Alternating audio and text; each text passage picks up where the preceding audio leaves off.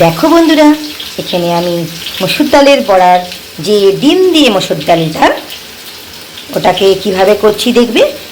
আর এখানে আমি মসুর ডালের জন্য যে বড়ার তরকারিটা করব তার জন্য আলুটা ভাজতে দিয়ে দিয়েছি কড়াইতে। কড়াই তেল গরম হয়ে গেছে, আমি আলুটা ভাজতে দিয়ে দিলাম। শুভ দুপুরে অনেক অনেক শুভেচ্ছা, অনেক অনেক ভালোবাসা সকলকে আমার তরফ থেকে।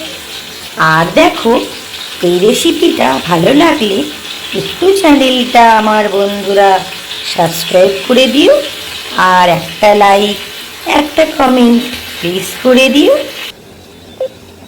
দেখো বন্ধুরা, আমি কড়াইতে যে আলুটা দিয়েছিলাম সেই আলুটা আমার ভাজা কমপ্লিট হয়ে গেছে। এই দেখো, আলুটা ভেজে আমি একটু লাল করে তুলে নিয়েছি। আর এখানে টমেটোটাকে পেস্ট করে নিয়েছি।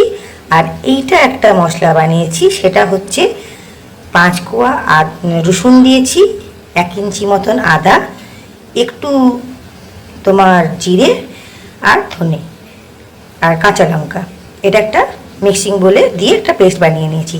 দেখো, আমার মশলা বাটাটা রেডি আর আলু ভাজাটাও রেডি। এবার আমি মসুর ডালের বড়াটা কীভাবে বানাচ্ছি সাথে থাকো। দেখো বন্ধুরা, এখানে আমি 100 গ্রাম মসুর ডালটা ভিজিয়ে দিয়েছিলাম।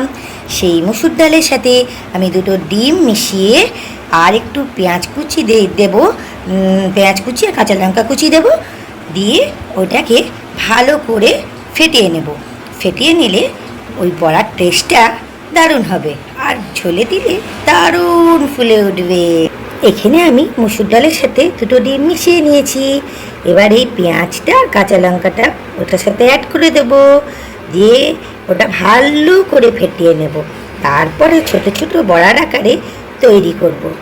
দেখো বন্ধুরা, আমি এর সাথে এবার 1 চামচ মতন লবণ মিশিয়ে নেব। এই দেখো, 1 চামচ লবণ দিয়ে দিলাম। এটা যদি কম পড়ে তখন ঝোলের সাথে ওটা ঠিকঠাক অ্যাডজাস্ট হয়ে যাবে। আর দেখো, আমি আরেকটা জিনিস মেশাবো, সেটা হচ্ছে একটু অল্প পরিমাণে হলুদ দেব।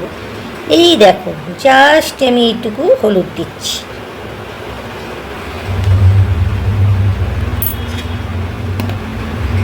এবার এইটাকে আমি ভালো করে ফেটিয়ে নেব, সুন্দর করে, যতক্ষণ সুন্দর ফেটাতে পারবে সেই রকম বড়াটা ফুলে ফেপে উঠবে। দেখো বন্ধুরা, এখানে আমার মসুর ডালের বড়াগুলো ভাজা হয়ে গেছে। এটা আমি 2টো শেপে করে নিয়েছি, 2 রকমভাবে। এটাকে আমি বড়ার আকারে করেছি, আর ওইটাকে আমি মানে ডিমের যে অমলেট হয়, অমলেট হয়ে পিস পিস করে সেই আকারে করে নিয়েছি। দুটোকে দিয়ে সুন্দরভাবে করব, সাথে থাকো।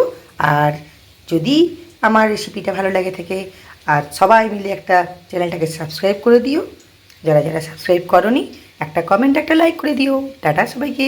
আমি আবার আসছি তরকারিটা পুরোপুরি করে। আমি এখানে কড়াইতে যে ফোড়নটা দেবো, একটু অল্প করে জিরে দিয়েছি 1/2 চামচ মতন, আর 2টো শুকনো লঙ্কা ফোড়ন দিয়েছি, একটু তেজপাতা দেব। প্রথমে আমি ফোড়নটাকে দিয়ে দিয়েছিলাম, তোমাদেরকে দেখালাম। এরপরে আমি দেখো আদা, জিরে, রসুন আর কাঁচা লঙ্কা, ধনে, কাঁচা লঙ্কার যে পেস্টটা করেছিলাম সেটা এবার দিয়ে দিলাম কড়াইতে। এবার এটা হালকা আঁচে কষাতে থাকবো। এখানে আমি পেঁয়াজ বাটাটাকে অ্যাড করে দিলাম। দেখো, এবার আমি আস্তে আস্তে এটা নাড়তে থাকবো। পেঁয়াজ বাটাটা অ্যাড করার পরে এটা আস্তে আস্তে ধিমি আঁচে একটু কষাতে থাকবো। একটু কষানো হয়ে গেলে টমেটো পিউরিটা দিয়ে দেবো। দেখো, টমেটোটা পেস্ট করা আছে, ওটাও দিয়ে দেবো, সাথে এটা মিশিয়ে দেবো। দেখো বন্ধুরা, এবার আমি এর মধ্যে লবণটা অ্যাড করে দেবো। দেখো, এখানে আমি 1 চামচ লবণ দিচ্ছি, লাগলে পরে দেব।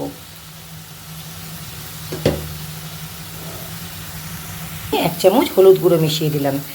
এবার এটা কষানো হচ্ছে। দেখো, আস্তে আস্তে তেলটা ছেড়ে আসছে। টমেটো পিউরিটা এর মধ্যে দিয়ে দিলাম। এবার এটা আমি সব মিক্স করে এটা মশলাটা কষানো পর্যন্ত অপেক্ষা করব। সাথে থাকো সকলে। বন্ধুরা, এখানে আমার মশলাটা কষানো হয়ে গেছে, আর মশলাটার মধ্যে এবার আমি আলুগুলোকে দিয়ে দেব। দেখতে পাচ্ছ মশলাটা কি সুন্দরভাবে কষানো হয়ে গেছে। এবার এর সাথে আমি আলুগুলো দিয়ে আলুটাও একটু মশলার সাথে কষিয়ে নেব। এখানে আমি আলুটাও কষতে দিয়ে দিয়েছি মশলার সাথে, দেখতে পাচ্ছ। দেখো,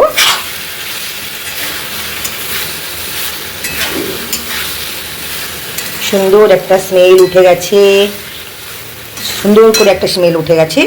এবার আমি দেখো এখানে গরম জলটা হতে দিয়েছি, কারণ গরম জল তরকারিতে দিলে টেস্ট আরও সুন্দর হয়। ঠান্ডা জল দিতে নেই, আমি গরম জলটাই দিই। দেখো গরম জলটা আমি দিয়ে দেবো ওর সাথে। তারপরে ফুটে উঠলে আমি বড়াগুলো দিয়ে দেবো। এখানে আমি গরম জলটাকে দিয়ে দিয়েছি।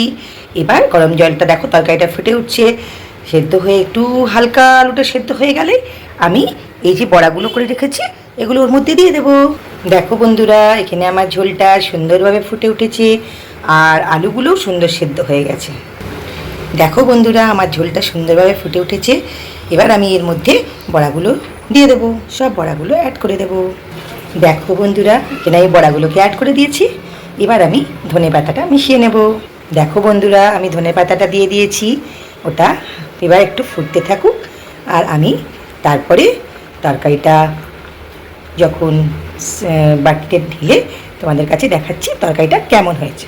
আমি এবার তরকারিটা পুরোপুরি রেডি করে আবার ফিরে আসছি। এখানে আমার মসুর ডালের বড়ার তরকারিটা পুরোপুরি রেডি। আমি এবার সবাইকে আর একবার শুভ দুপুরের অনেক অনেক শুভেচ্ছা জানিয়ে এখানেই আমার রেসিপিটা শেষ করছি। যদি ভালো লাগে একটা চ্যানেলটাকে একটু সাবস্ক্রাইব করে দিও, শেয়ার লাইক কমেন্ট করে দিও। টাটা সবাইকে, শুভ দুপুরের অনেক অনেক শুভেচ্ছা, অনেক অনেক শুভেচ্ছা, অনেক অনেক অভিনন্দন। দেখো আমার বড়া রেসিপি কমপ্লিট। ওকে, টাটা।